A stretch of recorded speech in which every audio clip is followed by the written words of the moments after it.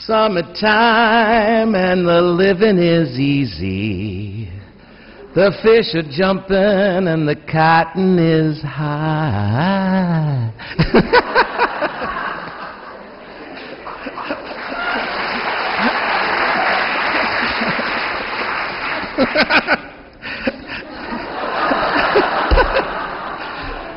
I'd say that's what most of us are counting on about now in these sizzling St. Louis summer days.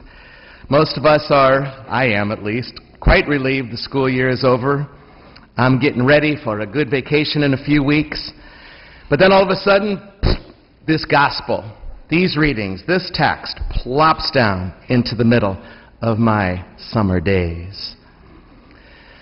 And with it comes this, the heavy and the relentless calling of the prophet.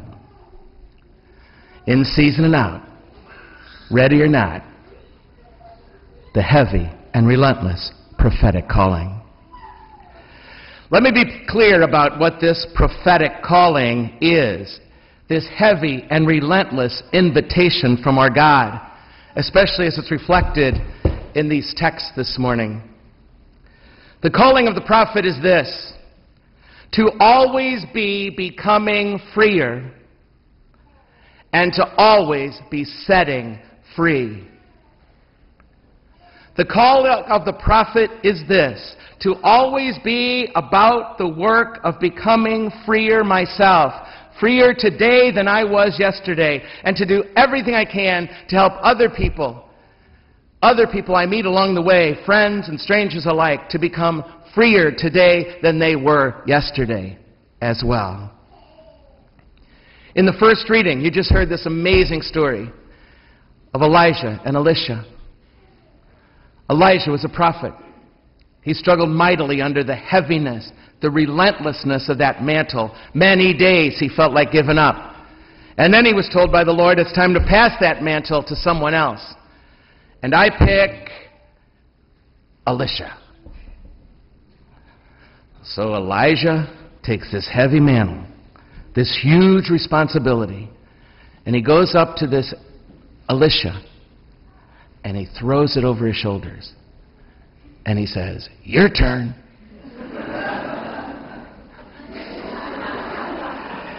And Elisha's response, "I'll get back to you. Let me think about it for a little bit. I'm a little busy right now. Can you see these 12 oxen out here? They're my responsibility. I got enough responsibility, thank you. I'm about ready to take a sabbatical." And Elijah says, "I haven't done anything bad to you to ask you to do this. What's the problem here?" And Elisha says, "You're asking too much right now." But after a time, and we don't know how long, Elisha ceases in his resistance. Maybe he did it out of guilt. Maybe he saw how much Elijah had done and said, maybe it is my turn to step up right now. I don't know. But maybe it was just his realized desire, too, to have an impact, to make a difference. So he decides to say yes. Okay, I'll be the prophet. I'll do this work. I will be about everything you were, Elijah, and more. And I will do the work of helping set others free, even as I work on becoming freer myself all along the way. And Elisha doesn't do this half-heartedly. He doesn't do it begrudgingly. He looks at his 12 oxen, and he doesn't slaughter 4 of them. He takes all 12, everything he's worked for, everything that he has working for him. He slaughters them all as a sign of his total, wholehearted commitment to this work. And he doesn't offer them up on some altar somewhere. He cooks them and uses that cooked meat to feed the poor. He gives everything to help people who need it. Right then, he gave it to them. And he realized in that moment that there's no other way for life to happen, really, in the end. Life will never really begin to happen until we do. Ready or not, he said, here I come. And I'm trucking along in these summer days. And all I want to do is resist Resist anything that would keep me from pouring a mint julep and sitting down and putting my feet up and waiting for a cooler day like tomorrow's supposed to be. Right here in the middle of this scorcher summer in St. Louis, on the verge of close to being 60 myself. I've been at this 34 years, dang it. Most of the students are gone, finally. This is supposed to be vacation. And all I want to say is, give me a break, God. Do you have to knock us up the side of the head every dang time? I mean, doesn't even a God need to lighten up? Oh, God, we want to say, I just put in 4 years of college. I want to take a break. I want to run around the world. I want to see sights, have new experiences. I want to explore myself now. Get that sabbatical in. Take that year off. The prophet's mantle is a heavy one, my friends. It's heavy indeed, and it is relentless. This work of becoming free and setting free. And sometimes we're frankly not in the mood for this. As one of the students said the other day, I got my inner crab on now, Father. I'm crabby. This is the last stuff I want to hear. How many of us would rather look at our spouse and say to him or her, what is the least I have to do to get you off my back today?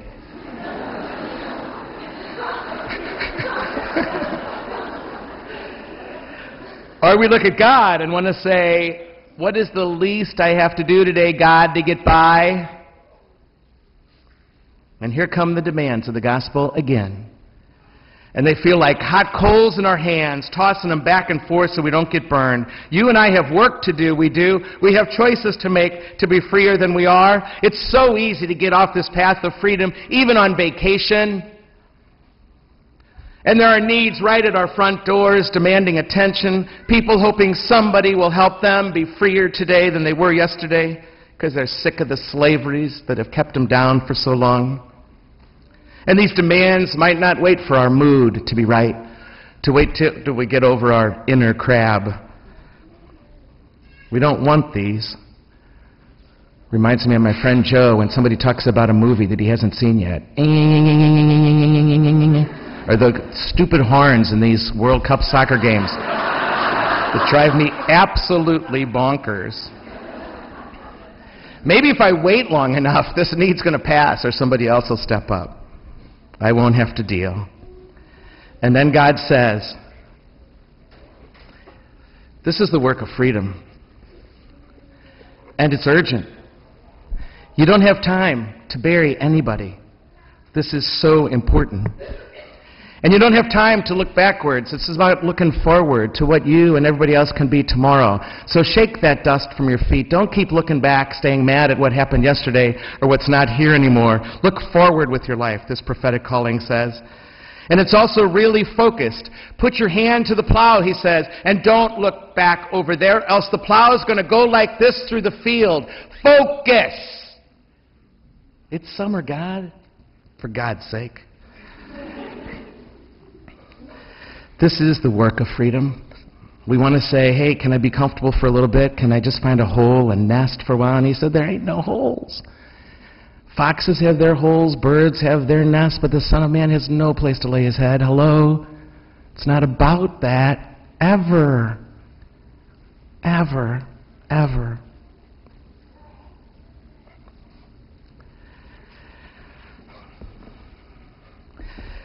So God just keeps inviting. And we say to God, do I have to? And God responds, you betcha. God's from Minnesota.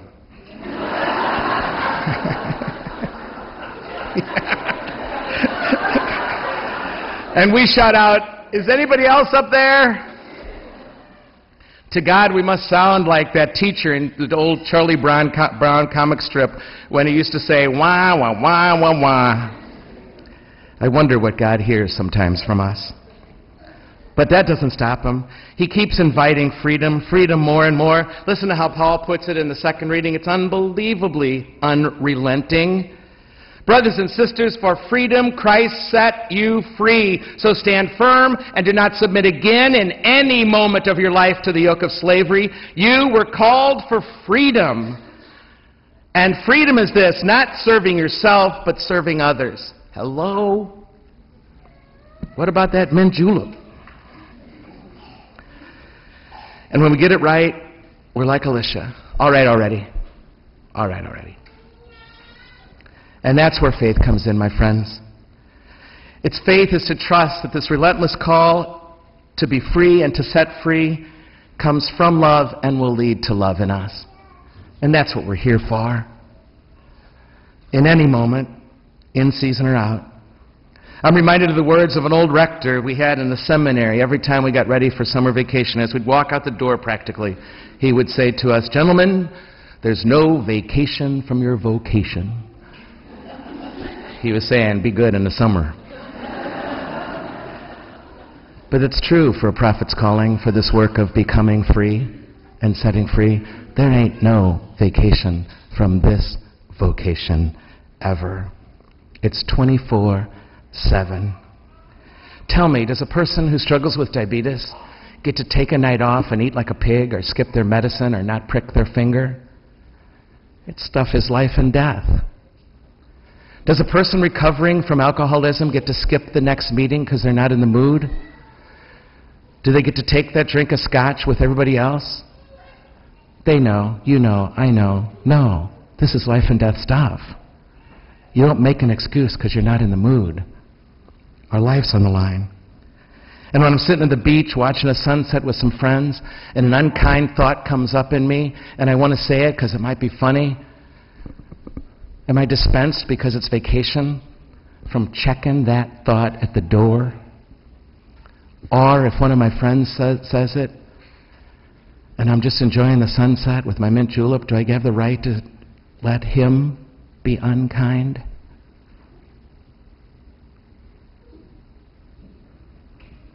Come on, God. Can't we take a break from this up? Summertime, and the living is easy. Yeah, right. I don't think so. Not if we take these words seriously.